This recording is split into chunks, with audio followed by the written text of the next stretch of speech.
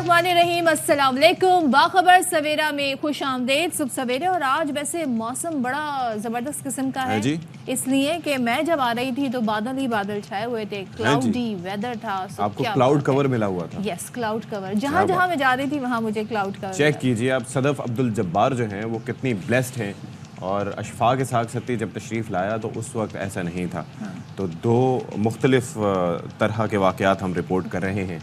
तो बहरहाल क्या किया जा सकता है, आपके वक्त में मौसम कुछ और होगा और मेरे वक्त में मौसम कुछ और थोड़ा सा डिफरेंस है। थोड़ा सा फर्क है, रूट का फर्क होगा शायद। आपके रूट में पहले से बादल फिक्स कर दिए गए, लेकिन बहरहाल शहर बड़ा ही इतना है। हाँ वाकई कराची आप सोचिए कि 2.5 करोड़ से ज्यादा आबादी का शहर है, if I am not mistaken. 2.5 पता नहीं, 2.5 होगी, 2.5 से ज्यादा। अच्छा जी, आगे बढ़ने से पहले नहीं बढ़ेंगे, मैं अपने जो देखने वाले हैं, जो हमारे नाजरीन हैं, जो आप सुबह सवेरे उठ के हमारा बाखबर सवेरा, मेरे जो फैंस हैं जो बाखबर सवेरा देखते हैं और उनको जाहिर है मालूमात हासिल करनी होती है दिन भर क्या होना है, तो आपकी इत्तला के लिए अर्ज है, आज हमारा एक और मैच है और वो कनाडा के साथ है। नहीं देखना मैच, नहीं देखना यार, मैच को एज अ गेम देख लें ना। क्यों देखें?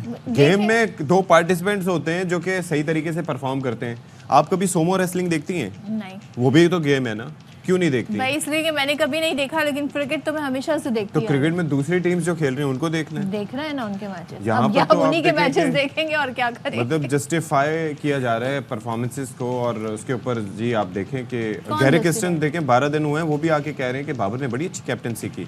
भाई बॉलिंग की हद तक तो हर कोई कर लेता है, लेकिन when it comes to batting you are supposed to do what you are supposed to do। किन चीज़ों को पॉइंट आउट करें? लोग सिलेक्शन पे बात कर रहे हैं, दूसरी चीज़ों पे बात कर रहे हैं, कैप्टनसी पे बात कर रहे हैं, बैटिंग पे बात कर रहे हैं। मेरिट का कत्लेआम है। इससे अच्छा मौका नहीं हो सकता था जो गवा दिया गया इंडिया को हराने। लेकिन बस मैंने आपके थोड़े से जख्म हरे कर दिए हैं। बिल्कुल हरे कर दिए हैं। मैच आज कनाडा से है, वो भी न्यूयॉर्क में है। आई गेस न्यूयॉर्क में वही नसाउ जो स्टेडियम है वहाँ पर होगा। तो बस मुझे कहा जा रहा है कि बस चले आगे बढ़े, सबके दिल टूटे। भाई हमारा रन रेट भी अभी मनफी है, फिर उसके बाद कनाडा के खिलाफ मैच भी जीतना होगा, फिर दूसरा आयरलैंड वाला। अभी हमारी सूरत क्या है? मैं कहीं पे पढ़ रही थी कि भाई अगर हम मुसलसल, let me just read it, ठीक है, हम क्या करें? आयरलैंड और भारत के खिलाफ अमेरिका की हमें शिकस्त की दुआ करनी है और दोनों मैचेस जो है हमारे वो जीतने, तो हमारा कोई चांस बन सकता है। इफ्स एंड बट्स पे नहीं चलना। आज बजट भी है जी, और फिर इकोनॉमिक सर्वे भी पेश किया जाता है, उसका भी कुछ अहाता करेंगे। सिर्फ हमने खेलों के ऊपर ही अपना वक्त बर्बाद नहीं करना, मईशत पे बात करनी है कि मईशत में क्या बेहतरी हो सकती है। दूसरा, बड़ी बातचीत की उम्मीदें हो गई हैं जी, ये भी बड़ी खबर सामने आई है। तो बहरहाल आज बजट का थोड़ा तस्करा कर लेते हैं। वो ये है कि इससे पहले ये जो बहुत सारे लोग बातें कर रहे हैं ना कि जी हम इसलिए अमेरिका से मैच हारे क्योंकि IMF, ये तो बड़ा मतलब इतने बड़े बड़े लेवल से ये बातें आ रही हैं। सोचे हम कर्ज मांग रहे हैं उनसे, मतलब ये कोई इन बातों को नहीं बाय करें, ये सब फजूल बातें। हमने नहीं अच्छा खेला, नहीं बात बाय करने की नहीं है, ये मजाक में भी हमें बात नहीं करनी चाहिए। फॉर द रीजन कि आप ये देखें कि आप अमेरिका से कर्ज मांग रहे हैं, हम कर्ज मांग रहे हैं, और अमेरिका से नहीं, सॉरी IMF से, और कशकोल लेकर फिर हम कह रहे हैं, उसके बाद का मजाक भी उड़ा रहे हैं कि इस बुनियाद पे हम हारे। तो थोड़ा सा सीरियस लेना चाहिए। साजिशी थ्योरी से, कॉन्स्पिरेसी थ्योरी से बाहर निकले, जरा रियलिस्टिक होकर सोचें। नई अच्छी परफॉर्मेंस दी। चले जी, अब बताएं क्या हो रहा है जी। तो बजट की तैयारियां जोर शोर से जारी हैं और इकोनॉमिक सर्वे के हवाले से आज नुकात पर ब्रीफिंग दी जाएगी, और आज बाकायदा तौर पर, बाज़ाब्ता तौर पर इकोनॉमिक सर्वे जारी किया जाएगा। और इकोनॉमिक सर्वे बेसिकली होता क्या? वो होता ये है कि जो गुज़िश्ता माली साल होता है, फिस्कल ईयर होता है, उसके अंदर आपने कुछ अहदाफ अपने मुकर्रर किए होते हैं कि हमने इस बजट में ये अहदाफ पूरे करने हैं। वो अहदाफ का जायज़ा लिया जाता है कि हमने हासिल किए या नहीं किए। तो अभी ये कहा जा रहा है कि भाई काफ़ी सारे मामलात हैं, उनके हुसूल में नाकामी का सामना रहा। इक़्तिसादी तरक्की, सनती तरक्की, फिर महंगाई, छोटी फसलों, बिजली की पैदावारी अहदाफ हासिल ना हो सके, और फिर शरह सूद जो है 22% तक बढ़ाने के बावजूद महंगाई 21% के मुकर्रर हदफ के बरक्स 26% रही। तो आप ये अंदाज़ा कीजिए कि हम काफ़ी अपने अहदाफ से पीछे रहे। और फिर 30 अरब डॉलर का बरामदी हदफ हासिल होने का तखमीना है रवां माली साल। तो अब लेट्स सी कि व्हाट हैपेंस दिस टाइम। और इकोनॉमिक सर्वे जब पेश होगा इसके अंदर तो फिर मजीद चीज़ें खुलकर सामने आएंगी कि गवर्नमेंट बेसिकली इस पर अपना नुक्ता नज़र क्या रखती है। और ज़ाहिर है ये एक ऐसे वक्त में पेश किया जा रहा है जो पाकिस्तान का बजट है, जब IMF से एक हम बड़े कर्ज प्रोग्राम के लिए मुज़ाकरात के एक तरह से प्रोसेस में हैं। अब ये जो कर्ज प्रोग्राम है इसकी मालियत $8 अरब हो सकती है, सो इसको बढ़ाने की कोशिश की जा रही है। अब जाहिर है जब IMF से बात होती है, किसी नए प्रोग्राम की तरफ जाते हैं तो फिर होता क्या है, वहाँ से बहुत सारी शराइत आती हैं, आती हैं कि भाई आपने रिकवरी कहाँ से करनी है, आपने मजीद मईशत को किस तरीके से ट्रैक पर डालना है। तो वो देखें, अब गुफ्तो शनीद होती है मजीद तो क्या मामला बनते हैं। लेकिन जो अपोजिशन जमाते हैं वो ये कह रही हैं जी ये IMF का बजट होगा, सो इसमें आवाम के लिए रिलीफ क्या होगा, आवाम दोस्त नहीं होगा। तो हमेशा से हम ये देखते हैं कि जब बजट आता है तो बड़ी एक्सपेक्टेशन होती है कि मुझे एक बात बताएं ना सदर, कभी आपने सुना है कि आवाम लुड्डियाँ डाल रहे हो, भंगड़े डाल रहे हो? मौका दें तो डालेंगे लुड्डियाँ। नहीं तो कभी बजट में आपने देखा? पिछले 10 साल में देख लें, 15 साल की बात कर भाई, आप पेंशन बढ़ा देते हैं, बढ़ा दें, वो तो सरकारी शोबे में हो जाता है, लोगों की सैलरीज बढ़ा दें तो वही बड़ा एक रिलीफ होता है। हाँ, अभी तो खबरें आ रही हैं जी बरामदात खासतौर पे इम्पोर्टेड जो फोन्स हैं और इन पे भी मजीद टैक्स और ड्यूटीज बढ़ने वाली हैं। मैं ये अर्ज कर रहा हूँ कि उसके अंदर होता ही ये है कि मैं बेसिकली प्रोड्यूसर साहब से भी बात कर रहा हूँ साथ साथ, आप समझ रही हैं मेरे? अच्छा, दो साइड पे जहन लगा हुआ है। तो मामलात ये हैं कि ओवरऑल ज़ाहिर है कि एक तबका वो है जो कि गवर्नमेंट सेक्टर से जिसका ताल्लुक है, तो उनको ये फ़ायदा थोड़ा सा हो जाता है कि उनकी तनख्वाहों में इजाफा हो जाता है। अच्छा 10% इतना ना हो, लेकिन कम से कम इन्फ्लेशन को फाइट करने के लिए थोड़ा बहुत आपको हिम्मत दे देता है। 10% भी हो जाए तो वो भी बड़ी एक कहते हैं ना लोगों के लिए एक ढारस, एक उम्मीद बन जाती है कि थोड़ा सा बेहतरी है। लेकिन बहरहाल अब स्टेट बैंक की जरा बता दें कि शरह सूद में 1.5% कमी कर दी गई है और शरह सूद 22% से कम होकर अब 20%। तो अमरीकी जरीदे ब्लूमबर्ग ने कहा है कि हालिया कमी मुल्क में 4 बरसों के दौरान शरह सूद में होने वाली पहली कमी है। तो इससे आप अंदाज़ा लगा सकते हैं अब इसका फ़र्क क्या पड़ेगा। माशी तज्ज़ियाकार ज़ुबैर मोतीवाला कहते हैं अगली मॉनेटरी पॉलिसी में मजीद 150 बेसिस पॉइंट्स की कमी हुई तो सरमायाकारी मजीद बढ़ेगी। ओए होए होए होए। तो अब आप ये देखें, फिर MQM अपने मुतालबात के साथ सामने आ गई है। और ऐसा क्यों कर हो सकता है कि बजट हो और वो मुतालबात न रखें? ज़ाहिर है कराची की तामीर और तरक्की में वो भी चाहते हैं कि अपना एक हिस्सा डालें और मुतालबा उसके लिए सबसे एक पहली चीज़ है। MQM पाकिस्तान ने कराची के लिए 5 साल समाजी और इक़्तिसादी तरक्याती मनसूबा देने का मुतालबा किया है। आपको याद है पहले भी कराची के लिए बड़े फंड्स, वो 800 अरब और पता नहीं कितने अरब और 1100 अरब, वो तहरीक इंसाफ के दौर में हुआ था ना सारा वादा हुआ, जो वादा वफा ना हुआ, वो हुआ क्यों नहीं था? वैसे याद भी नहीं अब तो। वो तो लग भी गए थे, वो हमें ये बताया गया था, वो खुर्रम शेरजवान साहब कहते थे लग गए। वो तो पता नहीं कहाँ हुए, अब ये MQM वाले बता सकते हैं। अच्छा, MQM वालों ने कराची, हैदराबाद, बीरपुर खास के लिए विफाक से अब 38 अरब रुपए के फंड्स मांग दिए हैं। और MQM पाकिस्तान ने कराची के लिए पानी का जो मंसूबा है जिसके बेशतर टाइम जो है वो इनॉग्रेशन हो चुका है, K4 और सीवेज के मंसूबे S3 को इसी साल मुकम्मल करने और कामयाब जवान यूथ प्रोग्राम के जरिए नौजवानों को बिला सूद कर्जे देने का भी मुतालबा किया। पानी का मसला बड़ा जेन्युइन है कराची का, लेकिन K4 के हवाले से जब हमने एक बड़ी डिटेल्ड गुफ्तगू की थी कंसर्न पर्सन से, तो उन्होंने हमें बहुत सारे मसाइल बता दिए। अब तो उसकी लाइनें भी मेरे ख्याल में वो मतलब वो नए सिरे से सारे प्रोजेक्ट को अब दोबारा से रिव्यू करना तो चलें जी, खुर्रम शहजाद साहब हमारे साथ मौजूद हैं, माहिर मुआशियात, उनसे ज़रा बात कर लेते हैं। Morning. Good morning Khurram Shahzad. ये तो भाई बात ये है कि वो क्रिकेट वर्ल्ड कप की तो बात ये है कि वो तो कहाँ का कहाँ चला गया। आप भी काफ़ी एंटिसिपेट कर रहे थे कि शायद हम मैच जीत जाएं, लेकिन वो ना हुआ। तो मेरा आपसे भी इजहार ताज़ियत। और दूसरा ये है कि अब ये बजट में कोई उम्मीदें वगैरह बाकी हैं भाई, वो बता दें ज़रा, क्या एक्सपेक्टेशन कर सकते हैं? जी अस्सलाम वालेकुम एंड गुड मॉर्निंग। देखिए बजट में जो है मेरे ख्याल की बहुत ज़्यादा एक्सपेक्टेशंस होनी चाहिए।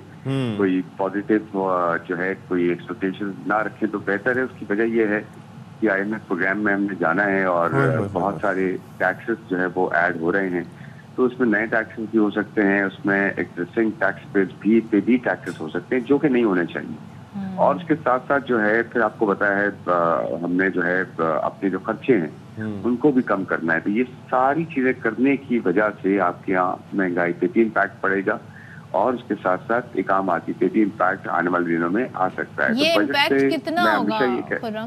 ये इम्पैक्ट कितना होगा? ये डिपेंड करता है कि टैक्सेस जो है लेट्स से अगर सैलरी क्लास पे जो कि नहीं होना चाहिए, अगर सैलरी क्लास पे टैक्सेस को बढ़ाया जाता है तो नेचुरली आपका अगर 5% टैक्स ऐड हो जाता है तो 5% का मतलब ये है कि आपकी सैलरी का सीरीज 5% कम हो गया।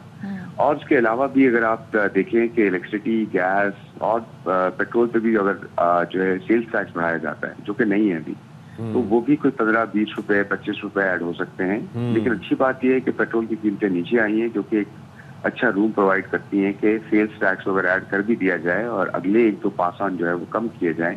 यहाँ पे एडजस्टमेंट्स हो सकती हैं। लेकिन मैं ये सोचता हूँ कि गवर्नमेंट अब ये ना करे तो बेहतर है कि हर चीज पास ऑन करे काम आदमी पे, खुद अपने खर्चों को कम करे, सही जगह टैक्सेस लगाए और जो एग्जिस्टिंग टैक्स करे इसको कम करे। ये इक्वेशन हर हाल में रखनी पड़ेगी, अदरवाइज जो है हमारी जो इकोनॉमी है उस तरह से नहीं चल पाएगी जैसा हम चाहते हैं, जैसे हम ग्रोथ। लेकिन मैं एक चीज, हम असल बात यह है कि हम चाहते क्या हैं, that needs to be understood. मुझे ये बताइए कि जब आप किसी से कर्ज लेते हैं तो फिर जाहिर है कि जो कर्ज देने वाला, अब हम इस एतबार से बात कर रहे हैं कि IMF हमारी हर चीज़ मैनेज कर रहा है।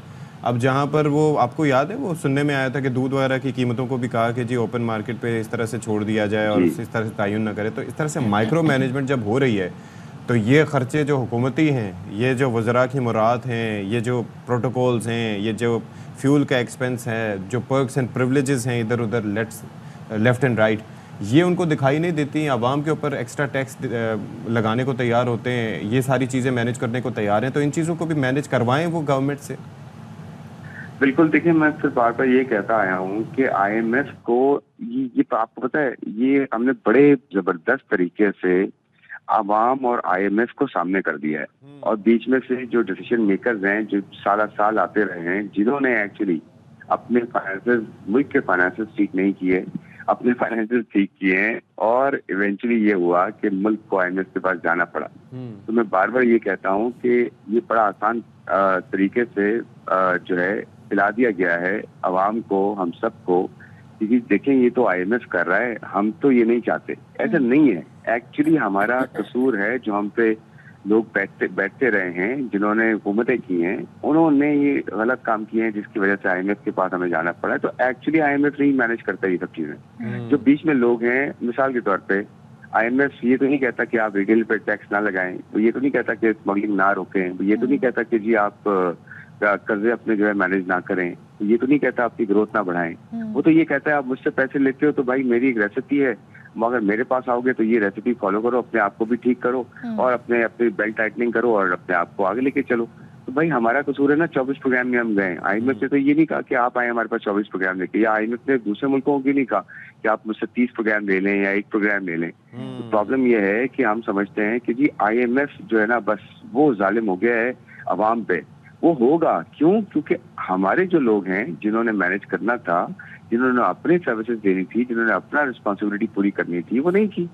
तो इवेंचुअली ये हुआ कि हमें अब कॉस्ट पे करनी पड़ी। लेकिन मैं यहाँ से ऑनवर्ड्स बताता हूँ कि अगर गवर्नमेंट ये करे कि सही जगह टैक्सेस लगाए और एग्जिस्टिंग टैक्स पर को टैक्स ना करे, आप यकीन करें आवाम पे फर्क नहीं पड़ेगा बहुत ज्यादा, इलीट पे फर्क पड़ेगा। इलीट को लॉस होगा, जो कि इलीट बचती आई है हमेशा अपने आप को। ये देखना होगा। अच्छा खुर्रम, मैं क्योंकि एक आम आदमी के पॉइंट ऑफ व्यू से समझना चाह रही हूँ कि उसके लिए क्या, किस हद तक रिलीफ हो सकता है। ज़्यादा उम्मीद तो नहीं है, लेकिन क्या जो GST है उसकी शरह में कमी हो सकती है? दूसरे ये बताएं कि क्या जो सैलरीड क्लास है उस पर कहीं मजीद तो टैक्सेस नहीं लगाए जाएंगे, क्योंकि हम डायरेक्ट और इनडायरेक्ट टैक्सेस में ही फंसे रहते हैं यहाँ के आवाम। बिल्कुल, देखिए GST में तो इजाफे की बात हो रही है, जो कि डिजास्टर्स होगा।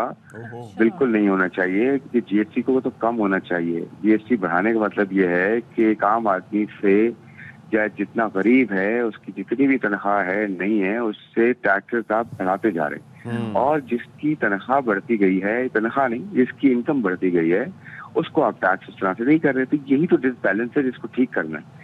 ये देखें, ये बड़ी टफ कॉल है, ये करना पड़ेगा। मैं फिर ये कहता हूँ कि इलीट को जो है ना वो प्रॉब्लम होनी चाहिए, उसको कॉस्ट बेयर करनी चाहिए, आवाम को नहीं करनी चाहिए। वो कैसे होगी? 5-6 सेक्टर्स हैं, उनको आप टैक्स करें, स्मगलिंग को रोकें और साथ साथ जो है अपने खर्चे कम करें। 1 खरब रुपया कम हो सकता है साल का, सिर्फ गवर्नमेंट अगर सही से प्लान करे 1 खरब रुपया कम कर सकती है, कम से कम। तो दिक्कत क्या है जब ये मशवरे आप दे सकते हैं? माशाल्लाह you are a very learned person. यहाँ पर हम लोग इस पर डिबेट कर सकते हैं, हमारी मालूमात ना होने के बराबर। तो ये जो इतने माशाल्लाह से ब्राइट माइंड्स गवर्नमेंट में मौजूद होते हैं या हर हुकूमत में मौजूद होते हैं, तो वहाँ पर ये चीज़ समझने में परेशानी क्या है? देखिए, परेशानी कुछ नहीं है, सिर्फ सिंपल सी बात है, पॉलिटिकल कॉल होती है और इकोनॉमिक कॉल होती है। हमारे यहाँ हमेशा पॉलिटिकल कॉल ऊपर रखी गई है इकोनॉमिक कॉल से, यानी कि पॉलिटिकल इंटरेस्ट को ऊपर रखा गया है, अपने वोट बैंक को, कॉन्स्टिट्यूंसीज को, इन सबको किया गया। ये दुनिया भर में होता आया है, लेकिन हमेशा ऐसा नहीं होता। लेकिन जब सिचुएशन बहुत ज्यादा आपके यहाँ इस कदर खराब हो जाती है कि आपको फिर इवेंचुअली जो है इकोनॉमिक कॉल लेनी पड़ती है और वो बहुत टफ हो जाती है, ये वो मौका आ रहा है। तो इससे पहले कि हम बहुत मुश्किलात में गिरे और हमने बड़ी स्टेबिलिटी अचीव की है पिछले 8-10 महीनों में, इसी पे हम कैपिटलाइज करें, आईएमएफ के साथ चलें। आईएमएफ को हम ये कहें कि जी देखें, ये हमारा एक ऑल्टरनेट प्लान है, ये देना पड़ेगा कि यार हमने टैक्सेस इस तरह से बढ़ाने हैं, हम टैक्सेस को कम नहीं करेंगे, लेकिन सही एरिया से हम लेके देंगे आपको, और जो है एग्जिस्टिंग टैक्सेस को हम नहीं टैक्स करना चाहते हैं, हमें ग्रोथ चाहिए आगे। आईएमएफ कभी भी ग्रोथ नहीं कहता कि जी, आईएमएफ का प्लान ये नहीं कहता कि जी ग्रोथ हो, वो ये कहता है कि जी स्टेबलाइजेशन आप ले आए, मेरा यही काम है। ग्रोथ लेकर आनी है, आप अपने आप को ठीक करें और अपने जो है ना वो खर्चों को कम करें। देखें, सीधी सीधी बात है, एसओईज जो है 1 खरब रुपया लोग लूज कर रही हैं, पेंशन में आप बहुत ज्यादा जो है लूज कर रहे हैं। उसके अलावा आप जो है वो सिविल ब्यूरोक्रेसी रिफॉर्म्स आपके इतने ज्यादा बाकी हैं अभी, और फेडरल गवर्नमेंट के रनिंग एक्सपेंसेस बहुत ज्यादा हैं। आप प्रोविंशियल लेवल पे लेकर आए, लोकल लेवल पे डिवॉल्व करें अपनी फाइनेंशियल रिस्पॉन्सिबिलिटी को, एडमिनिस्ट्रेटिव रिस्पॉन्सिबिलिटी को। आप देखें आहिस्ता आहिस्ता आम आदमी पे जो है असर कम भी आएगा, उसको सर्विस डिलीवरी भी मिलेगी और आपके मकासद भी पूरे होंगे, पॉलिटिकली भी और इकोनॉमिकली भी। तो it would be a win win. मेरे ख्याल में सोचने की जरूरत है, डिसीजन लेने की जरूरत है, पॉलिटिकल विल की जरूरत है, सब कुछ हो सकता है। बिल्कुल, आपने कहा कि पॉलिटिकल विल की जरूरत है, एक्शन लेने की इस पर जरूरत है। Thank you so much Khurram. और ज़ाहिर है आज तो इक़्तिसादी सर्वे पेश किया जाएगा, कल बजट है, उसके बाद पोस्ट बजट सिनेरियो होगा, तो फिर ज़ाहिर हम वक्तन फ़वक्तन खुर्रम और दीगर जो हमारे इकोनॉमिस्ट हैं उनसे इस हवाले से गुफ्तगू करते रहेंगे। लेकिन कुछ अच्छे की उम्मीद नहीं है, जिस पर वो कहते हैं कि उम्मीद पे दुनिया कायम है, लेकिन यहाँ पर अच्छे की उम्मीद नहीं है, क्योंकि इकोनॉमिक कॉल ज़्यादा इम्पॉर्टेंट होनी चाहिए उसूलन तो पॉलिटिकल कॉल से। लेकिन और देखिए इस बार गवर्नमेंट पे को ऊपर रखा जाता है, वो प्रेशर भी नहीं है जो लास्ट ईयर था। यानी कि लास्ट ईयर इलेक्शन से पहले का जो बजट था उसमें थोड़ा सा ज़ाहिर होता है कि आवाम में जाने के लिए, आवाम से वोट हासिल करने के लिए थोड़ा आवाम रिलीफ बजट की लोग उम्मीद रख रहे थे। लेकिन इस बार देखते हैं क्या होता है, और मईशत को भी मजीद ट्रैक पर लाना है। सो क्या होता है, लेट्स सी। T20 में कोई भी टीम आसान टीम नहीं है। दूसरे पूल में भी देख लें कि स्कॉटलैंड की टीम इंग्लैंड को आके दिखा रही है कि अगर हमने एक भी मैच और जीत लिया तो इंग्लैंड को हम बाहर कर देंगे। तो कनाडा की टीम भी आसान नहीं होगी। इसमें भी पाकिस्तान के और इंडिया के एक्सपर्ट्स मौजूद हैं। 1-2 अच्छे फास्ट बॉलर हैं, जो कप्तान है साद वो पाकिस्तानी है, और शायान जहांगीर एक लेफ्ट आर्म फास्ट बॉलर हैं। वो तो इत्तेफाक से 2014 में बाबर आजम को फर्स्ट क्लास क्रिकेट में पाकिस्तान में आउट भी कर चुके। तो अच्छी एक कंसोर्शियम है मुख्तलिफ मुल्कों की कनाडा की टीम, और जिस तरह उन्होंने आयरलैंड को हराया है, हम आयरलैंड से भी हारे हुए हैं, तो उस लिहाज से तो लग रहा है कि कनाडा की टीम भी पाकिस्तान को मुश्किल पड़ेगी। चलिए जरा इसका एक अच्छा पहलू ये देख लेते हैं, हो सकता है हम आज का मैच जीत जाएं। लेट्स सपोज आज जीत से आगाज हो जाए, फिर हमारे क्या चांस बनते हैं शाहिद साहब? अभी भी हमारा दूसरी टीमों पर दारोमदार होगा जीतने के बाद भी? बिल्कुल, पाकिस्तान की टीम तो मशहूर है इसके लिए, 1992 से चल रही है सारा काम के वो जीते वो हारे तो हम वहाँ पहुँचे।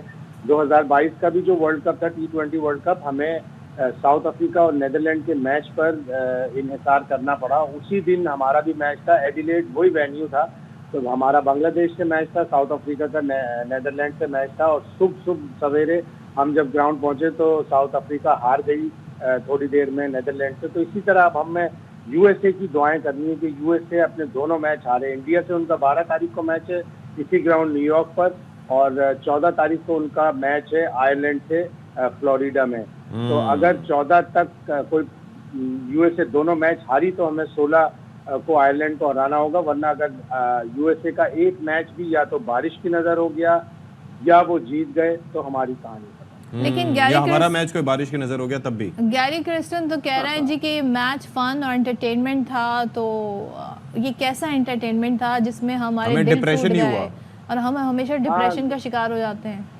गौरव के लिए कोई भी चीज स्टेज पे नहीं होती ना। ये बाहर से आए, साउथ अफ्रीका से आए, उनको उनके कोचिंग क्लिनिक चल रहे हैं, पुणे में चल रहा है, केप टाउन में चल रहा है, तो उनको कोई प्रॉब्लम नहीं है। वो ये कह देंगे कि जी मैं अभी तो 15-20 दिन पहले आया था, मेरी अकाउंटेबिलिटी नहीं है, और वाकई उनकी अकाउंटेबिलिटी बनती भी नहीं। लेकिन ये लोग इसी तरह की बातें करते हैं कि बड़ा इंटरटेनमेंट था, बड़ा फन था, 23-24 करोड़ लोगों के दिल टूट गए, लोगों को क्रिकेट से नफरत हो गई। कुछ बच्चों का मैंने सुना कि उन्होंने पीसीपी एक मतलब बुरा लफ्ज बना लिया, तो उनसे जब पूछा कि पीसीपी क्या है तो उन्होंने कहा पाकिस्तान क्रिकेट टीम। अच्छा पार्टी तो यकीनन तो बहुत डिसअपॉइंट हुआ। मुझे ये ज़रा बताइए, अगर आपने, ज़ाहिर है कि आपने ट्रांसमिशन में भी इस पे बात की होगी, लेकिन हमारी गुफ्तगू नहीं हो पाई थी। ये बेसिकली ये जो हम कहते हैं कि फ़लाने को हटा लेते तो फ़लाने को ले आते तब ये हो जाता, तो मुझे तो ये लगता है कि एज अ यूनिट ही हम एक तो क्लूलेस रहे हैं, मेंटल हमारी अवेयरनेस, गेम अवेयरनेस हमारी ना होने के बराबर थी। आप भले रिजवान को ले लें, आप इमाद वसीम को ले लें, I mean, मैं एक इंटेंट ही नज़र नहीं आई। और एक ऐसी विकेट पे जहाँ पर आपको पता है कि आप आउटफील्ड इंतहाई स्लो है, चौका नहीं लग सकता, वहाँ पर आपने रिस्क भी नहीं लिए और उस तरह से अजीब व गरीब शॉट्स खेलते हुए आप आउट हुए। शॉट सिलेक्शन मतलब आपके असेसमेंट इसमें क्या रही फ्रॉम ए टू जी? बड़ी मायूस कुन है। सबसे मेन चीज़ तो देखिए कप्तान इतना अच्छा प्लेयर है, अगर वो उतना ही अच्छा कप्तान होता तो आज सूरत हाल बिल्कुल मुख्तलिफ होती। 3-4 साल से हमेशा सब लोग यही कह रहे हैं बाबर आजम अपनी कप्तानी अच्छी करो, बाबर आजम अपनी कप्तानी में एग्रेशन लाओ, बाबर आजम अपनी कप्तानी में प्रोएक्टिव हो। वो बिल्कुल भी नजर नहीं आया। और इंडिया वाला मैच जिस पोजीशन से पाकिस्तान हारा है, 48 रन 8 ओवर्स में बनाने थे, ये लीस्ट नंबर ऑफ रन है, second least number of run है किसी भी बड़ी टीम के लिए आखिरी ओवर 8 ओवर्स में बनाने के लिए, और वहां से हम मैच हार गए। रिजवान ने एक बहुत ही बुरा शॉट खेला, उस मौके पर उनको वो शॉट खेलने की जरूरत ही नहीं थी। चले रिजवान आउट हो गए, उसके बाद भी शादाब थे, उसके बाद भी इफ्तिखार थे, इमाद वसीम थे।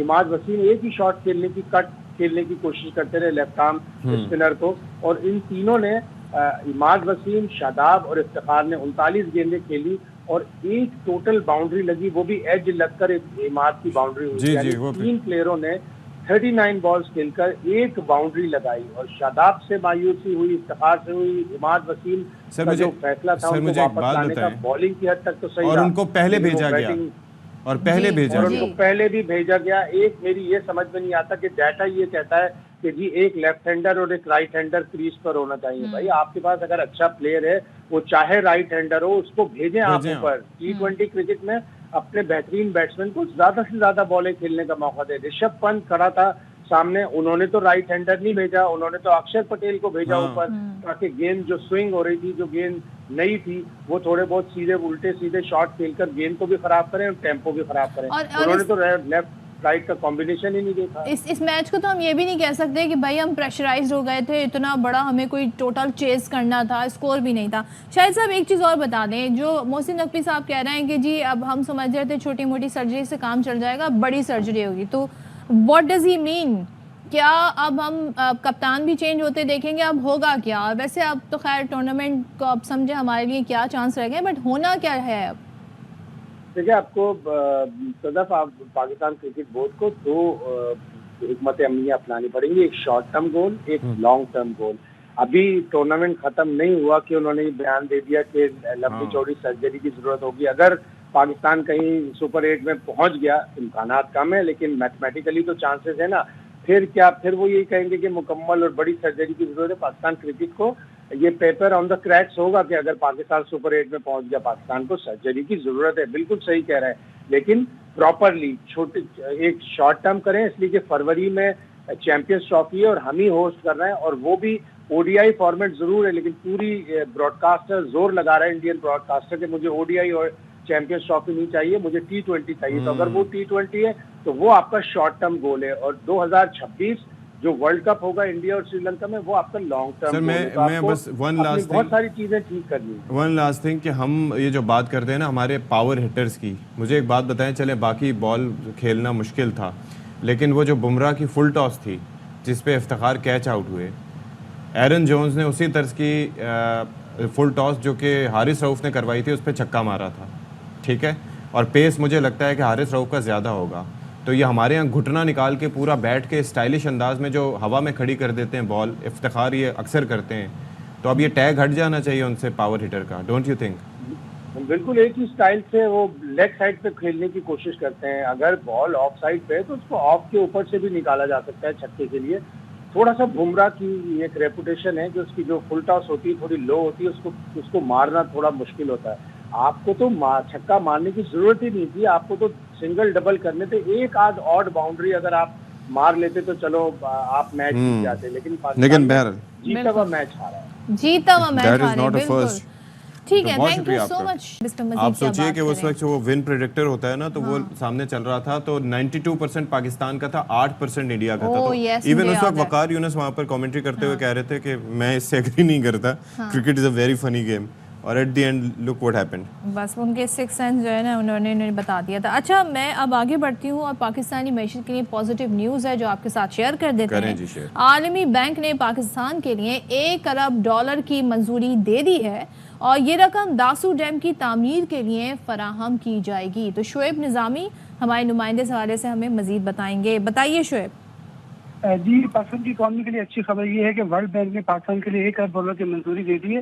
ये रकम जो है दासू हाइड्रो प्रोजेक्ट के लिए फराहम की जाएगी। तकरीबन 5400 मेगावाट का जो प्रोजेक्ट है, इसका जो इनिशियल मंसूबा है वो 2130 मेगावाट का है, और इसका जो एग्जीक्यूटिव बोर्ड है वर्ल्ड बैंक का, उसने इसकी मंजूरी दी है और ये सस्ता तरीन कर्जा पाकिस्तान के लिए होगा।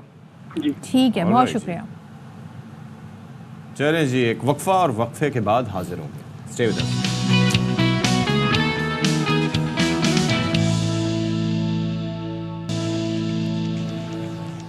Welcome back once again. और जहां पर हम बहुत सारी मामलात आपके साथ डिस्कस करते हैं, आपको इन्फॉर्मेशन इसकी देते हैं, तो वहीं पर पिछले दिनों एक लॉ आया था जिस पर बड़ा एहतजाज भी सहाफ़ियों ने किया था और सहाफ़ती तंजीमों की जानिब से। लेकिन तमाम तर जो तहफ़्फ़ुज़ात हैं सहाफ़ियों के, सहाफ़ती तंजीमों के, वो नज़रअंदाज कर दिए गए और पंजाब हुकूमत ने हित्तक इज़्ज़त कानून का गज़ट नोटिफिकेशन अब जारी कर दिया है। तो ये जो नोटिफिकेशन के बाद अब ये कानून फौरी तौर पर नाफिजुल अमल होगा और हित्तक इज़्ज़त कानून के तहत ट्रायल से कबिल 30 लाख रुपए तक हर्जाना भिजवाया जा सकेगा। सो अपोजिशन ने क्या किया, उन्होंने पंजाब असेंबली के इजलास में एहतजाज और नशिस्तों से खड़े होकर नारे भी लगाए और कहते हैं जी हम अदालत में इसे चैलेंज करेंगे। अच्छा जी, अब मामला ये है कि आईजी पंजाब को कह रहे हैं कि बुला के जवाब तलब किया जाए। वफाकी वज़ीर इत्तलात ने सहाफ़ियों को हित्तक इज़्ज़त बिल के नफाज में किरदार अदा करने की दावत दे दी है, यानी कि सारे मिले हुए हैं, और कहा कि हित्तक इज़्ज़त का कानून सबके लिए है। इस पर मौक़िफ़ सामने आया पीपल्स पार्टी का। वज़ीर इत्तलात सिंध शर्जील इनाम मेमन कहते हैं कि पीपल्स पार्टी पंजाब में हित्तक इज़्ज़त कानून की मंजूरी का हिस्सा नहीं बनी। गवर्नर पंजाब ने बिल पर दस्तखत नहीं किए। पीपी रहनुमा हसन मुर्तज़ा कहते हैं कि इस कानून पर पीपल्स पार्टी को बेखबर रखा गया, सहाफ़ियों के साथ खड़े हैं। तो ये आप ये देख लें कि ये बड़ा कंसर्निंग है। चलिए तो अब इस पर बात कर लेते हैं। हमारे साथ मौजूद secretary general PFUJ Arshad Ansari साहब। Thank you so much Arshad साहब, बहुत शुक्रिया ज्वाइन करने के लिए। अब बताइए आइंदा क्या अब लाहे अमल होगा सहाफ़ती तंजीमों का, क्योंकि ये फौरी तौर पर नाफिजुल अमल हो जाएगा और गज़ट नोटिफिकेशन भी जारी हो गया है। जी, सबसे पहले तो शुक्रिया आप लोगों का। नाफिजुल अमल तो ये 7 जून से हो गया जब जिस दिन नोटिफिकेशन जारी हुआ। तो हम आज लाए अमल तो ये है कि अब आपके प्रोग्राम से इंशाल्लाह उठ के तो सीधा हाई कोर्ट जाऊँगा। तो वहाँ पे तमाम सहाफ़ती तंजीमें जो हैं आज इसमें CPNE, APNS, सीमेंट, PFUJ, ये सब जो है वो PBA, ये अपने अपने वकला के साथ जो है वो आज हाई कोर्ट का रुख करेंगे इंसाफ के लिए, और इस जो ड्रैकोनियन लॉ जो बना है हुकूमत पंजाब ने इसके खिलाफ। तो ये एक्चुअली अभी जो आपने बात की अशफाक के, ये पीपल्स पार्टी ने जो बयान दिए, इस पर थोड़ा सा एक बैकग्राउंड बताना चाहता हूँ। वो ये है कि पीपल्स पार्टी ने तो अब बयान दी, इससे पहले शाजिया मरी साहबा फरमा रही थी, कल परसों मैं सुन रहा था, हसन मुर्तज़ा ने बात की, लेकिन ये जब 20 मई को बिल टेबल हुआ पंजाब असेंबली में फ्लोर पे, तो ये जो अब दावे कर रहे हैं, मुझे उस ये पीपल्स पार्टी इस बात का जवाब था कि उस वक्त आपने इस पे एहतजाज क्यों नहीं किया, आपने क्यों अब्सटेन किया, आपने क्यों अपने अंदर 3 लोग बिठा दिए। में भी इनके वहाँ लोग कम हैं, 14-15 MPs हैं इनके, लेकिन उस वक्त आप 20 मई को ये आवाज उठाते और बताते कि पीपल्स पार्टी ऐसे किसी कानून के साथ नहीं है। तो अरशद साहब, इसमें इंप्रेशन क्या जा रहा है, क्योंकि मैं ये देख रहा था इस दौरान कि आप लोगों की काफ़ी अहम शख्सियात से मुलाकातें वगैरह भी हुई थी इस दौरान इस मामले पर डिस्कशन करने के लिए, लेकिन फिर भी ये नोटिफिकेशन जारी कर दिया उन्होंने, और अता तारड़ साहब भी कह रहे हैं कि सहाफ़ती तंजीमें इसमें अपना किरदार अदा करें। अब क्या किरदार अदा करना है? आपने तो कर दिया जो करना था, तो इम्प्रेशन आपको क्या मिल रहा है गवर्नमेंट और अपोजिशन की जानिब से? देखें, ऑपोजिशन तो इसमें पीटीआई है और वो हमारे साथ है। जिस दिन ये बिल पास हुआ असेंबली से, उस दिन उन्होंने वहाँ बड़ा शोर शराबा किया और उन्होंने वहाँ पे इस बिल की कापियाँ फाड़ दी और काफ़ी वहाँ पे जो भी हंगामा रही हुई असेंबली के अंदर। बाहर आके फिर उन्होंने अहमद खान बच्चर जो अपोजिशन लीडर है पंजाब असेंबली में पीटीआई के, उन्होंने हमारे साथ एक जॉइंट प्रेस कॉन्फ्रेंस भी की और वो पीटीआई इस बिल के खिलाफ आज अदालत में भी जा रही है। अच्छा। ऑपोजिशन की तमाम जो जमातें हैं, देखें उसमें हमने तो जमात इस्लामी से बात की, कराची में एमक्यूएम से मुलाकात की और खालिद महमूद सिद्दीकी साहब ने बड़ी सी बात की कि जी हम ऐसे किसी कानून के साथ नहीं, और मैं इस पे राना सनाउल्लाह और ऊपर तक कैबिनेट में भी बात करूंगा। उन्होंने भी की है, जमात इस्लामी ने भी की है, जेयूआई ने भी की है। तमाम ऑपोजिशन की जमातें इस वक्त इस बिल के खिलाफ हमारे साथ खड़ी हैं। आई एम श्योर कि आप लोग जब कोर्ट जाएंगे तो आपकी बात सुनी जाएगी और कोई सा कानून जो कि इजहार राय की आज़ादी को सल्ब करता है वो नहीं होना चाहिए। थैंक यू सो मच, बहुत शुक्रिया अरशद अंसारी साहब। ब्रेक लेते हैं, ब्रेक के बाद आते हैं।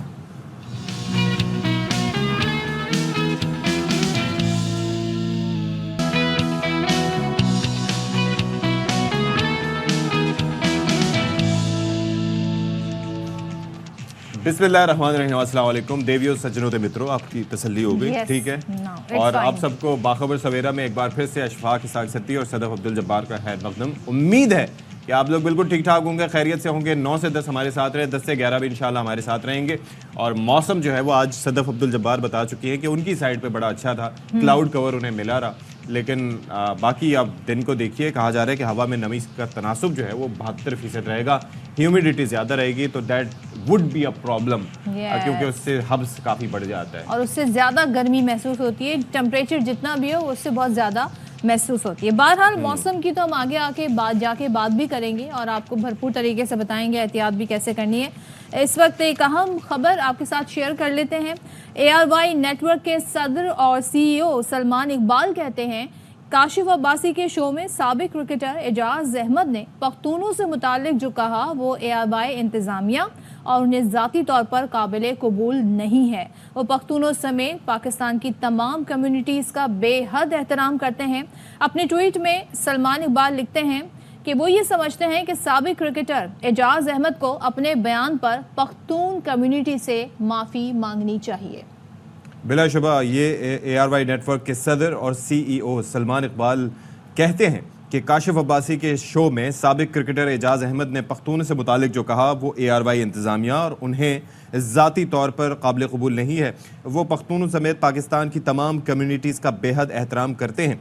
सलमान इकबाल ने लिखा वो ये समझते हैं कि साबिक क्रिकेटर एजाज अहमद को अपने बयान पर पख्तून कम्युनिटी से माफ़ी मांगनी चाहिए।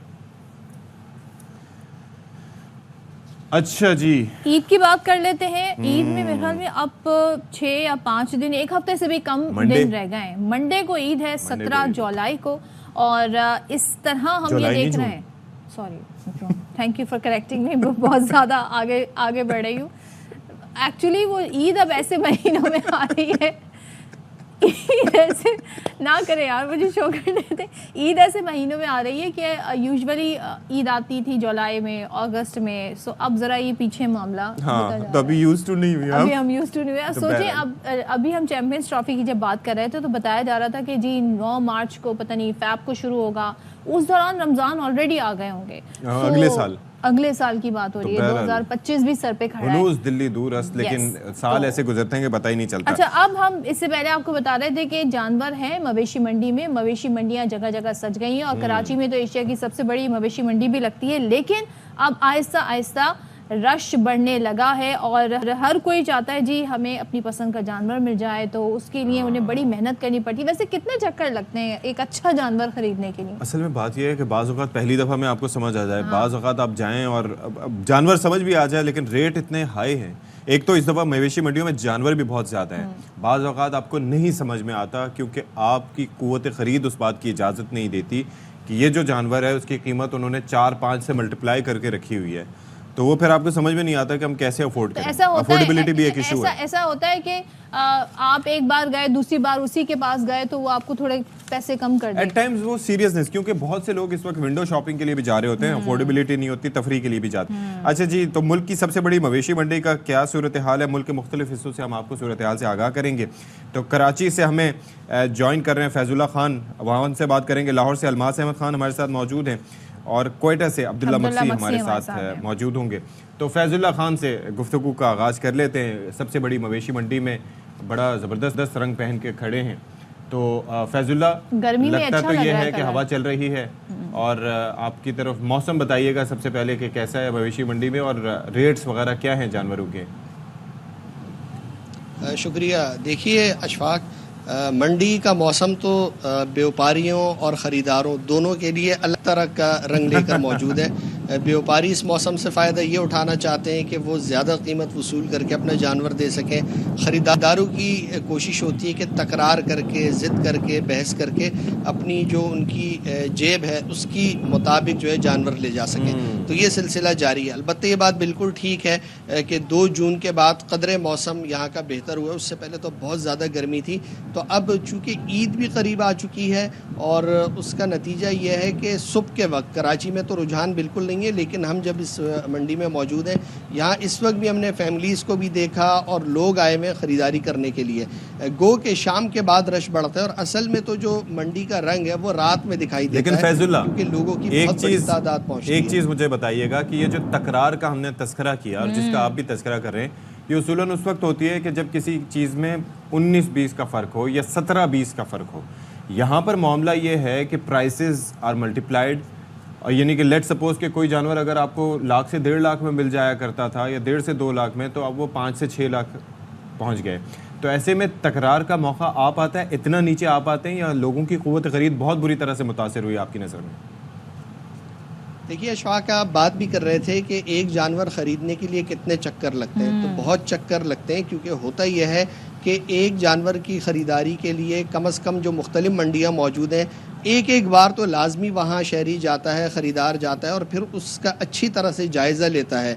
और कई जगहों पर घूमने के बाद अगर फिर कोई जानवर पसंद आता है तो सिलसिला देखिए यूँ शुरू होता है।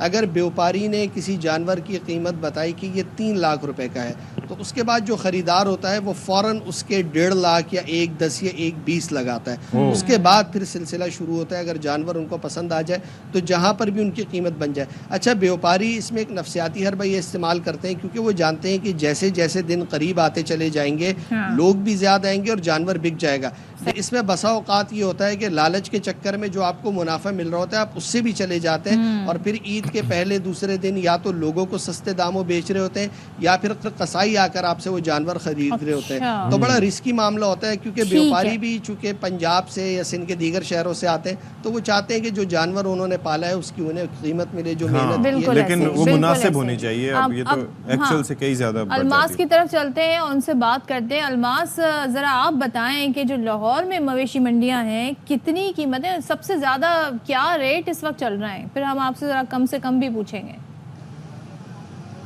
सदफ, मैं पहले आपको ये बता दूं कि ये जो इकोनॉमिक्स का फंडामेंटल रूल होता है, जब सप्लाई ज़्यादा होती है तो कीमत कम होनी चाहिए, जब सप्लाई कम होगी जानवरों की तो कीमत ज़्यादा हो जाएगी। यहाँ पे बिल्कुल ये इकोनॉमिक्स का फंडामेंटल रूल जो है ये बिल्कुल नफ़ी कर दिया है। उन लोगों ने जो यहाँ पे यूट्यूबर्स आते हैं, एक छोटा सा कैमरा पकड़ के आ जाते हैं, उसके आगे कर देते हैं और उससे पूछते हैं ये जी इसका नाम कजरा है, इसका नाम बबलू है, इसका नाम शबलू है। वो जो 1 लाख रुपए वाला जानवर है उसकी कीमत तो वैसे ही वो पाती है।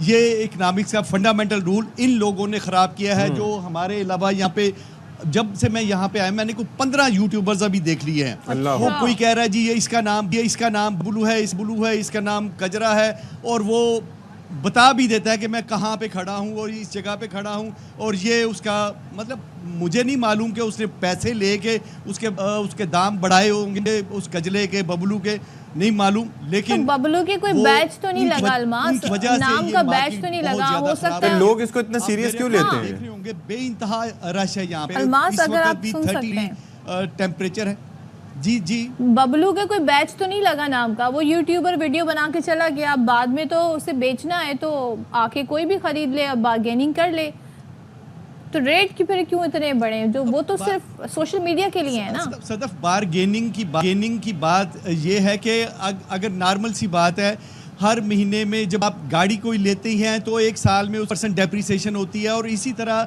इन जानवरों की पिछले ईद की निस्बत ये 20% एप्रिसिएशन हो जानी चाहिए, इससे ज़्यादा नहीं होनी चाहिए। लेकिन पिछले साल जो 1 लाख वाला जानवर यहाँ पे 2 लाख 2.5 लाख, अब ये मेरे अकब में मैं अपने कैमरामैन से कहूँगा कि इसे दिखाए, ये तकरीबन कुछ 4 मन का ये जानवर है, ये कौन सा जानवर आपको नजर आ रहा होगा, ये 4 मन का जानवर है, तकरीबन 3 लाख रुपए की कीमत डिमांड की जा रही है। अब ये मेरा नहीं ख्याल कि 4 मन आप गोश्त लेने जाएं तो ये 3 लाख का कास्ट करना चाहिए, ये बहुत ज़्यादा है।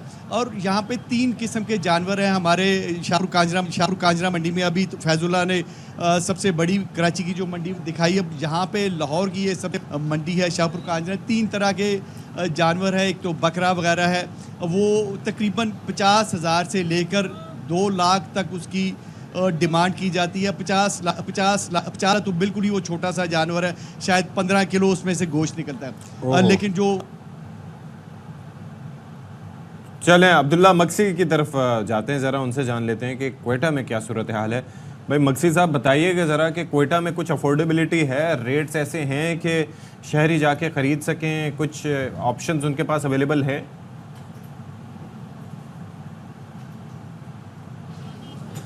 जी इशफाक साहब, इस टाइम कोयटा के मुख्तलिफ शहरों में मुख्तलिफ मकामात पे मुख्तलिफ जो मवेशी मंडियाँ हैं वो कायम हैं, और शहरियों की जो ख़रीदारी है वो भी जारी है। इस साल की बात मैं आपको करूं कि इस साल चूँकि 2 हमारे पास जो बॉर्डर लगते हैं, सरहदी इलाके हैं ईरान और अफ़गानिस्तान, वहाँ पे स्मगलिंग पे काफ़ी पाबंदी है।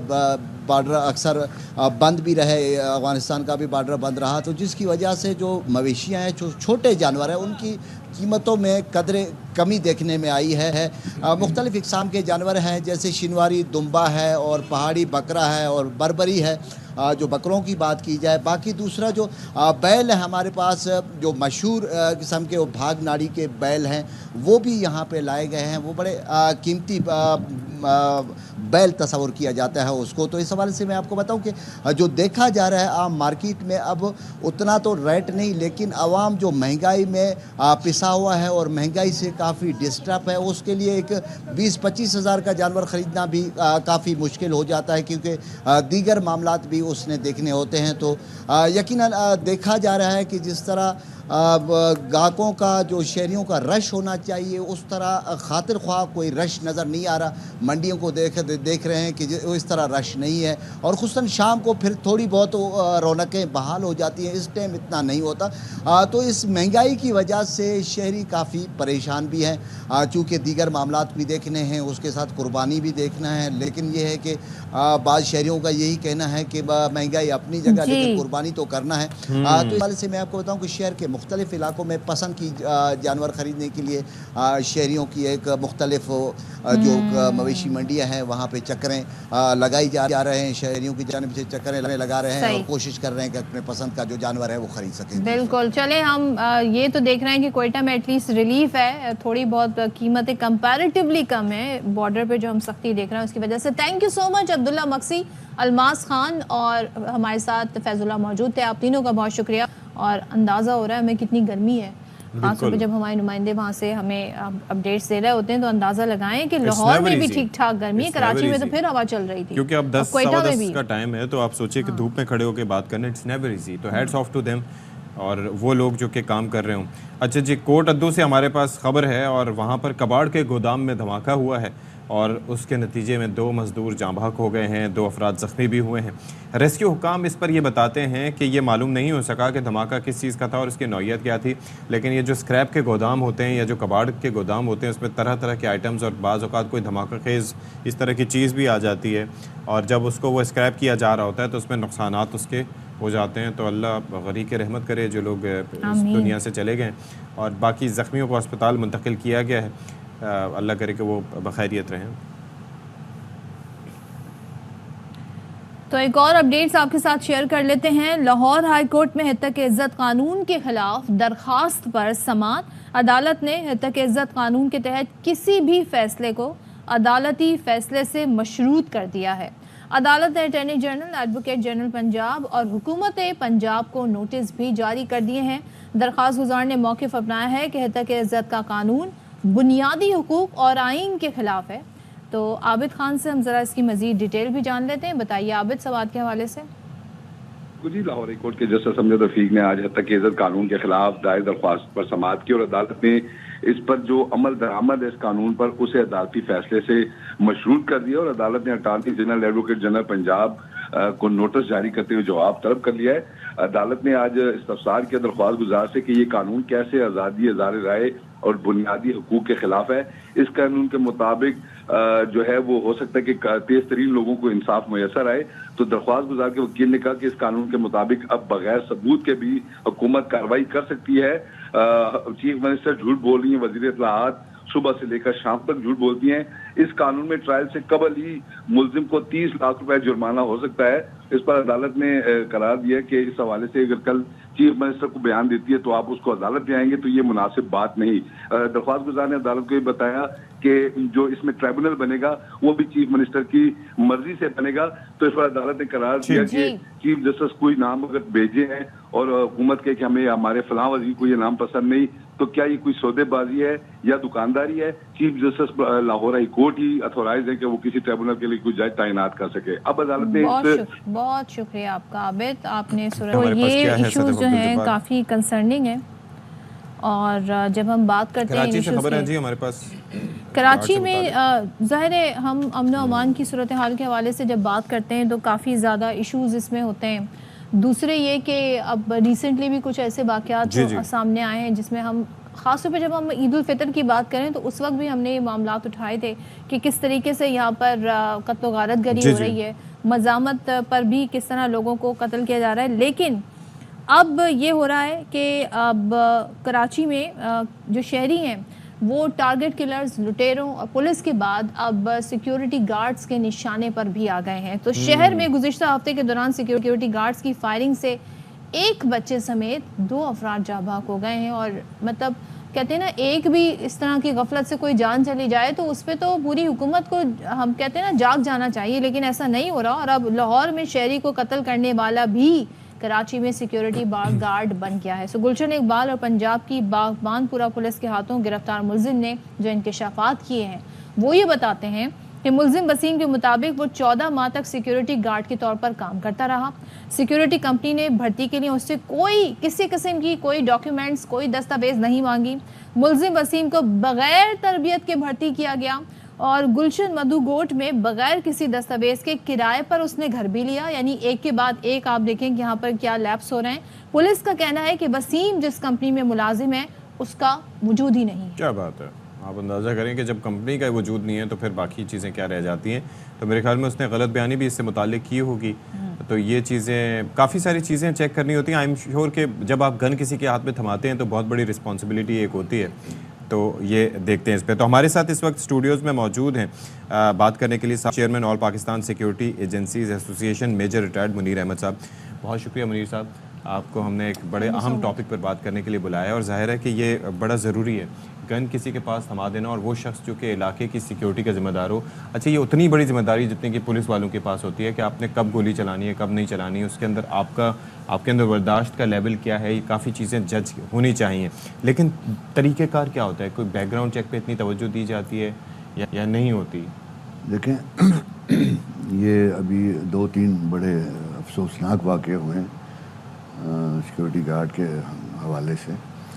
इसमें सिर्फ मैं ये कहूँगा कि पहली चीज़ तो मैं आपको ये बता दूं कि ये किसी भी सूरत में किसी सिक्योरिटी गार्ड को ये ना तरबियत में दी जाती है कि आपने कोई एग्रेसिव फायरिंग करनी है, बिल्कुल कोई उसको सिर्फ सेल्फ डिफेंस में होता है।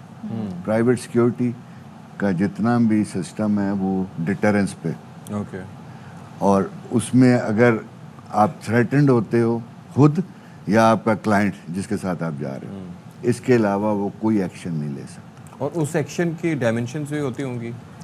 हाँ, उसमें यही है कि मैंने बताया ना कि जैसे डिफरेंट है ना, सिनेरियो डिफरेंट होगा। कोई प्रेमिसेस गार्ड होगा, कोई बैंक के गार्ड होगा, कोई उसमें बॉडीगार्ड होगा, तो हर एक की डायमेंशन भी डिफरेंट होगी। किस वक्त उसने एक्शन लेना है, किस वक्त क्या करना है उसने। लेकिन अगर हम समझना चाहें कि गार्ड को भर्ती करने के क्या तरीक़ेकार होते हैं, स्क्रूटनी के लेवल क्या होते हैं, क्या क्या चेक किया जाता है? मैं आपको बताऊं कि ये सबसे पहले तो ये है कि आप जो भी गार्ड हमारे पास भर्ती होने के लिए आता है, पहले तो हम उसको फिजिकली उसका देखते हैं कि ये इस काबिल है कि नहीं उसको। उसके बाद स्पेशली सिंध में मैं जो है, इसमें हमारे पास अभी ऑनलाइन वेरिफिकेशन सिस्टम लग गया हुआ है। ठीक है। ये तकरीबन 1 साल हो गया।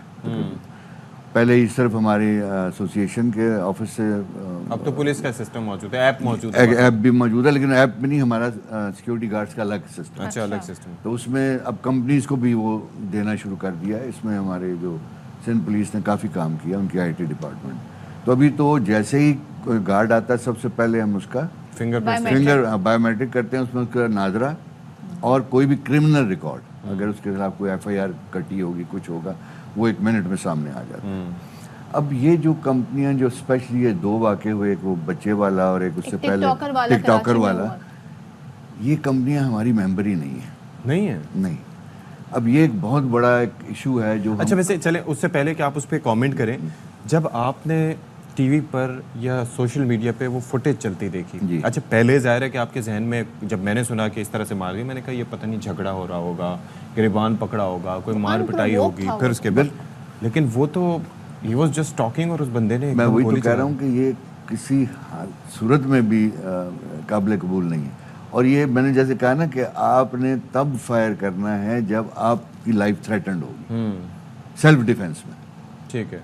इसके अलावा हम नहीं, कोई सूरत भी नहीं है। और उसकी ज़हनी हालत भी ठीक नहीं थी, बताया जा रहा है। हो सकता है वो बचने के लिए किसी भी मकसद के लिए कह रहे हैं, लेकिन आप मुझे ये बताइए कि ये जो आप कह रहे हैं कि वो कंपनियां जो हैं वो आपकी ये इसके साथ रजिस्टर्ड ही नहीं है या उनका कोई नहीं, हमारे देखें वो उनके पास गवर्नमेंट ऑफ सिंध का लाइसेंस तो होगा, लेकिन वो हमारी मेंबर्स नहीं है। अब मैं आपको फ़र्क बता देता हूँ कि जो हमारे मेंबर होते हैं, हमारा एक कोड ऑफ कॉन्डक्ट है। ओके। हम और उनको चीज़ें अपडेट भी करते रहते हैं। फिर ये होता है कि हमारा एक सिस्टम है, कोई अगर गलत काम करेगा उसको शो कॉज नोटिस मिलता है, फिर उसकी मेंबरशिप कैंसिल भी हो सकती है, एटसेट्रा एटसेट्रा। हम कब से ये चीज़ गवर्नमेंट को बता रहे हैं, गवर्नमेंट के पास इतने रिसोर्सेज अवेलेबल नहीं है कि वो इतनी कंपनियों को मॉनिटर कर सके। तो इसका मतलब ये होगा कि फिर कोई भी ब्लू यूनिफॉर्म पहने, असला उठा ले या वो गार्ड बन जाए? नहीं, ऐसे नहीं है। मैं कंपनी में वैसे तो जैसे अभी इसी बंदे का जो आप बता रहे थे जो भर्ती होगा, वो किसी हॉस्पिटल में नौकरी कर रहा था एज ए गार्ड। आप सोचिए, इस तरह और भी बहुत सारे हैं। अच्छा, इस पे बाज़ औक़ात ये भी होता है ना कि फलाने को कह दिया, फलाने ने फलाने को कह दिया, यहाँ पर तो किसी का भी यूनिफॉर्म चोरी हो सकता है। ऐसे में अब ये वजारत दाखिला की बेसिकली जिम्मेदारी होती होगी इन मामलात को सिक्योरिटी कंपनी को मैनेज करना। देखें, वजारत दाखिला तो मिनिस्ट्री ऑफ इंटीरियर जो है वो तो एक पॉलिसी डिसीजन देते हैं, ठीक है, लेकिन हर प्रोविंस का अलग सिस्टम है, अलग ऑर्डिनेंस है या जो भी उनका लॉ बने हुए।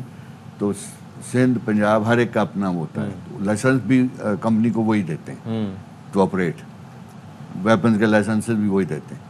लेकिन जैसे मैं जो चीज़ एम्फोसाइज करना चाह रहा हूँ वो ये है कि हर कंपनी को अब हमारी जो एसोसिएशन अब उसका मेंबर होना चाहिए। अच्छा। क्योंकि उसकी कुछ मॉनिटरिंग होगी, कुछ हम उसको डर खौफ होगा कि मैंने ये काम करना है और ये मैंने काम नहीं करना। तो उसके लिए क्या क्रेडेंशियल्स चाहिए होते हैं आपकी एसोसिएशन का मेंबर बनने के लिए? और या तो फिर आप ये चीज़ मैंडेटरी करवा दें कि अगर हमारी एसोसिएशन का मेंबर नहीं होगा तो उसको फिर लाइसेंस भी नहीं मिलेगा सिक्योरिटी कंपनी चलाने का। ये हम नहीं कर सकते, ये गवर्नमेंट को करना है। यही हम गवर्नमेंट को कह रहे हैं कि आप करें। वैसे मैंने आपको सिंपल उसकी रीज़न बता रहा हूँ ना कि उनके पास ना इतनी मैन पावर है, ना इतने रिसोर्सेज हैं। अब एक होम डिपार्टमेंट में एक सेक्शन होता है जिसमें एक सेक्शन अफसर और 2 उसके पास बंदे होंगे, वो किस को देखेगा, क्या कुछ देखेगा। तो हम एटलीस्ट उनको मदद कर सकते और करते भी हैं हम। ठीक है। कोई उनका कोई ऑर्डर होता है, हम अपने तमाम जो मेंबर कंपनीज को हम पास ऑन करते हैं। ये जो सिस्टम मैं आपको बता रहा हूँ वेरिफिकेशन, ये बड़ा ज़बरदस्त सिस्टम। तो कितनी कंपनीज आपके इस वक्त एसोसिएशन में है बेसिकली? अभी हमारे पास इस वक्त 170 है। तो आप ये सोचिए, और कितनी नहीं है? तकरीबन 60-65 के करीब, और वही सबसे ज़्यादा गंद वही करती हैं। 60-65 नहीं है, उनकी अपनी कोई एसोसिएशन नहीं, कोई एसोसिएशन कुछ वो अलग अलग काम कर रहे हैं। एसोसिएशन एक ही हो सकती है पाकिस्तान में और ऑल पाकिस्तान बेसिस पे होती है। बिल्कुल, और इस पे ज़ाहिर है मजीद भी काम करने की बहुत ज़रूरत है, बिल्कुल ज़रूरत है। Thank you so much for joining us. और ज़ाहिर है सारे ऐसे इश्यूज हैं जिस पर हम डिटेल भी आने वाले दिनों में इस पर डिस्कशन करेंगे।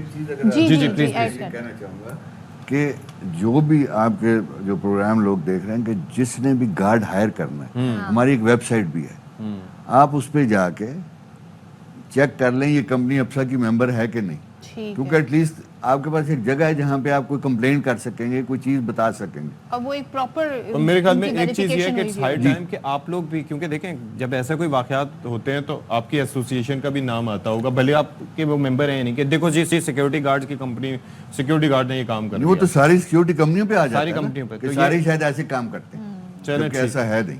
Thank you so much. Major Munir हमारे साथ थे, इस सारे इशू पर बात कर रहे थे। तो ज़रूर एहतियात करें खासतौर पे गार्ड्स के हवाले से, और अगर आप किसी अपने मोहल्ले में भी रख रहे हैं तो सबको मिलकर इस पर ज़रा गौर करना चाहिए। ब्रेक लेते हैं, ब्रेक के बाद वापस आते हैं।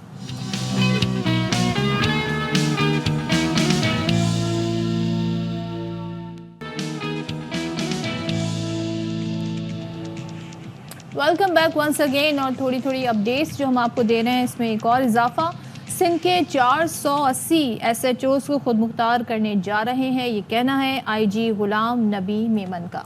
तो ये कैसे होगा, क्यों कर होगा, फंड्स की फराहमी कैसे डायरेक्टली होगी, नज़ीर शाह बता रहे हैं जी।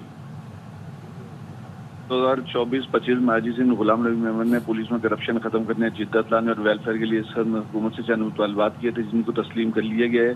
हमारी खुसूसी बात हुई है जिनमें उनका कहना है कि सिंध पुलिस के 484 SHOs के लिए 4.5 अरब का बजट मांग गए, और जो पहले सीनियर अफसरान के पास जाता था लेकिन थानों तक नहीं पहुंच पाता था, अब वो बराह रास्त SHO तक जाएगा, जिसके नतीजे में SHO मोबाइल का पेट्रोल, गाड़ी की मरम्मत, थाने को चलाना, तफ्तीश और दीगर अखराजात कर सकेगा। जबकि पुलिस वेलफेयर के लिए 5 अरब का बजट रखा गया, जिसमें बताया गया है कि सिपाही से लेकर IG सिंध तक 10 लाख रुपए सालाना का, जिसमें उसके बीवी बच्चे और माँ बाप कवर होंगे, वो करवा सकेगा। इससे पहले ये सहूलियात नहीं थी। जबकि तीसरा टैगिंग का मनसूबा जो मुकम्मल हो गया और जिसकी कानून साजी भी हो गई है, उसके लिए 60 करोड़ रुपए जारी होने जा रहे हैं। और अब कोई भी मुल्जिम जो जमानत पर बाहर जाएगा उसको एक कड़ा लगेगा, जिसे टैगिंग कहते हैं। इसके अलावा उनका ये भी कहा गया है उनकी जानब से कि मरहलावार मुख्तलिफ ऐसे मंसूबे हैं जिन पर हम काम करके सिंध हुकूमत को बताएंगे, और उनका ये कहना है कि तकरीबन मुतालबात मंजूर कर लिए गए। जी बहुत शुक्रिया आपका नसीर। और अब हम बात करेंगे कोबेमाई के हवाले से, जो कि एक बड़ा ही इंतहाई एक ऐसा एडवेंचरस स्पोर्ट है जो कि कठिन भी है और खतरनाक भी है, जानलेवा भी है। और आपको अली सतपारा याद होंगे किस तरीके से वो बड़े इंथुजियास्टिक थे, लेकिन जब उन पर मुश्किल पड़ी तो बहुत अरसे उनकी तलाश भी होती रही, लेकिन वो हमें नहीं मिल सके। अब क्या करने जा रही, नेपाली एक सर्विस कंपनी है, उन्होंने अब ऐसे ड्रोन्स तैयार कर लिए हैं जो आसानी से ऑक्सीजन सिलेंडर जो है वो ले जा सकेंगे, और ख़ास तौर पर उन कोपहमाओं के लिए जिनके पास ऑक्सीजन सिलेंडर की कमी होगी, और बेस कैंप से ये उड़ेगा और दीगर ज़रूरी सामान भी इस ड्रोन में आ सकता है। तो मज़ीद क्या क्या हो सकता है इसमें, तो इस पर बात कर लेते हैं, मज़ीद मालूमात भी ले लेते हैं। हमारे साथ मौजूद है मिर्ज़ा अली बेग, ये माउंटेनियर हैं, कोपहमा हैं, और ज़ाहिर है कि ये इससे मुतालिक हमें बेहतर बता सकते हैं। Thank you so much for joining Ali Baig साहब। ये तो बहुत आसानी नहीं हो जाएगी कि आप ये सोचिए कि 15 किलो वज़न के साथ उड़ान अगर ये भर सकता है तो सामान की तरसील भी हो सकती है। फिर आप ये देखिए कि जिस तरीके से कोपहमाओं को अपने साथ उठाकर ये सामान लेके जाना पड़ता है, तो it's a very difficult ask. तो ये काफ़ी चीज़ें आगे मुस्तकबिल में आसान बना सकता है। जी, दुनिया जो है जिद्दत की तरफ जा रही है। टेक्नोलॉजी इतनी ज़्यादा दुनिया में अभी आ रही है कि हर शोबे जो है वो उसमें सहल और आसानी पैदा कर रहा है। तो ये बिल्कुल ही यूनिक और बहुत ही फ़ायदेमंद क्या कहेंगे इन्वेंशन है। DJI जो एक ड्रोन कैमरा बनाते रहे हैं, तो रिसेंटली उन्होंने माउंट एवरेस्ट पे DJI फ्लाई कार्ट 30 के नाम से एक ड्रोन के जो ड्रोन है उसको टेस्ट किया। तो उन्होंने ये एवरेस्ट के ये टेस्ट फ्लाइट था बेसिकली। तो this is just the beginning. और इसमें कमाल की बात यह है कि माउंटेनियर्स क्योंकि सर्च एंड रेस्क्यू के लिए भी ये इस्तेमाल हो सकता है, क्योंकि अगर पाकिस्तान की टोपोग्राफी देख लें माउंटेन्स के तो बहुत वास्ट है और हमारे रिसोर्सेज जो है वो बहुत कम है, और क्योंकि बॉर्डर एरिया होने की वजह से यहाँ पे हेलीकॉप्टर का होना भी बहुत मुश्किल है, अवेलेबिलिटी जो है वो कम है, क्योंकि ज़्यादा ऑपरेशंस जो करते हैं यहाँ पे ये मिलिट्री हेलीकॉप्टर्स इंगेज होते हैं। तो DJI की जो फ्लाई कार 30 है इसमें ये ख़ासियत है कि टेस्ट फ्लाइट में उन्होंने 5300 से इसको उड़ाया इस ड्रोन को, और 6100 मीटर पे जो इसके कैंपन है वहाँ पे उन्होंने 3 सिलेंडर ऑक्सीजन प्लस कुछ एक्स्ट्रा जो है सामान उन्होंने ड्रॉप किया।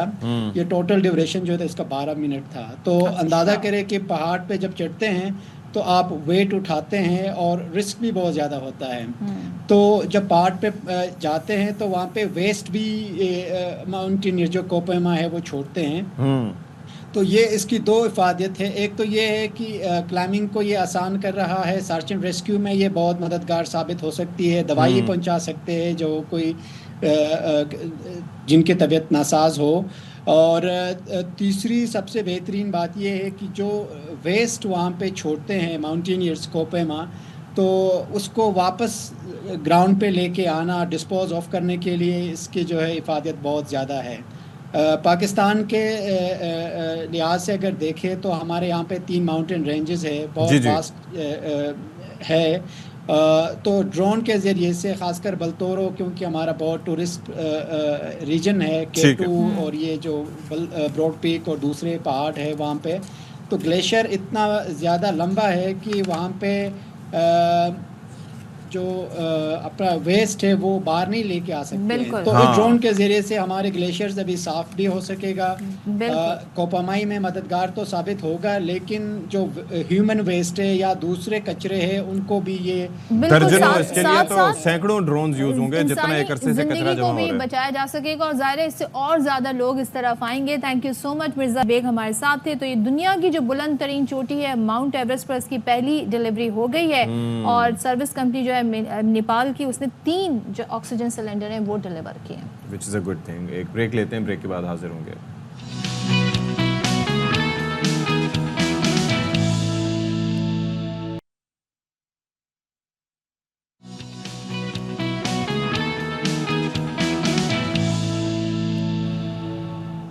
वेलकम बैक वंस अगेन, और कुछ अपडेट्स हैं वो शेयर कर लेते हैं। शाह महमूद कुरैशी के खिलाफ 9 मई के लाहौर में दर्ज 8 मुकदमात की तहकीकात। लाहौर पुलिस की खुसूसी तहकीकाती टीम अडियाला जेल पहुंच गई है। शाह महमूद कुरैशी से तीसरी बार अडियाला जेल में तहकीकात पुलिस करेगी। शाह महमूद कुरैशी के पॉलीग्राफिक टेस्ट किए जाएंगे और शाह महमूद कुरैशी की वॉइस टेक मैच की जाएगी। टीम खुसूसी आलात से शाह महमूद की वॉइस मैचिंग करेगी। जेल ज़रा ये बताते हैं तो ये 8 मुकदमात जो उन पर दर्ज हैं 9 मई के हवाले से, उसकी तहकीकात के लिए पुलिस अडियाला जेल पहुंच गई है।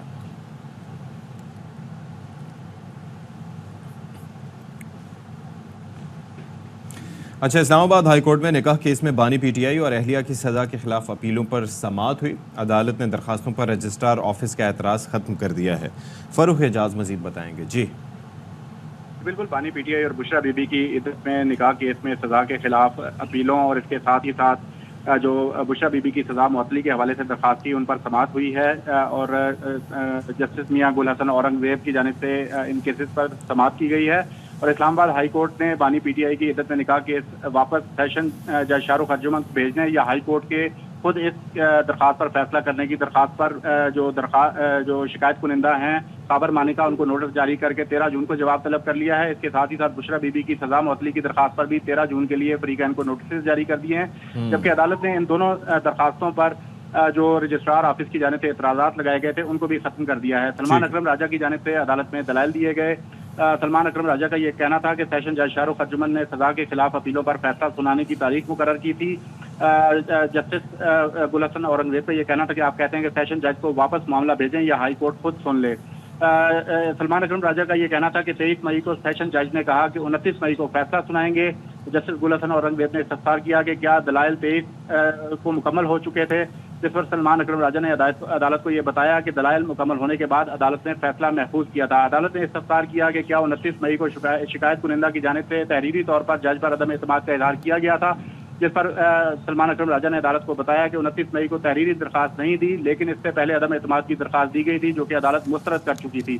सलमान अकरम राजा का ये कहना था कि जज शाहरुख अर्जुमंद ने खाबर मानिका की पहली केस मुंतकिली की दरखास्त को भी मुस्तरद किया था। अदालत ने दलाइल सुनने के बाद अब 13 जून के लिए फरीकैन को नोटिस जारी कर दिए हैं। बुशरा बीबी की सजा मुअत्तली की दरखास्त 13 जून के लिए फरीकैन को नोटिस जारी कर दिए। Thank you so much Khurram Ejaz, हमें अपडेट्स दे रहे थे। चलें जी, अब वक्त आ गया है आपसे इजाज़त चाहने का, तो आप अपना बहुत ख्याल रखिएगा। आज गर्मी की शिद्दत काफ़ी ज़्यादा होगी, बादल वगैरह कम होंगे, दर्जा हरारत ऊपर जा सकता है, तो थोड़ा सा एहतियात कीजिए। और बाकी अगर मौका मिले और दिल अगर आपका मजबूत है तो फिर मैच देख लीजिएगा। मैंने तो नहीं देखना, बहुत हो गई है। वैसे मैं भी नहीं देखूंगी, लेकिन दुआ जरूर कर लूंगी। अपना ख्याल रखिएगा। अल्लाह हाफिज।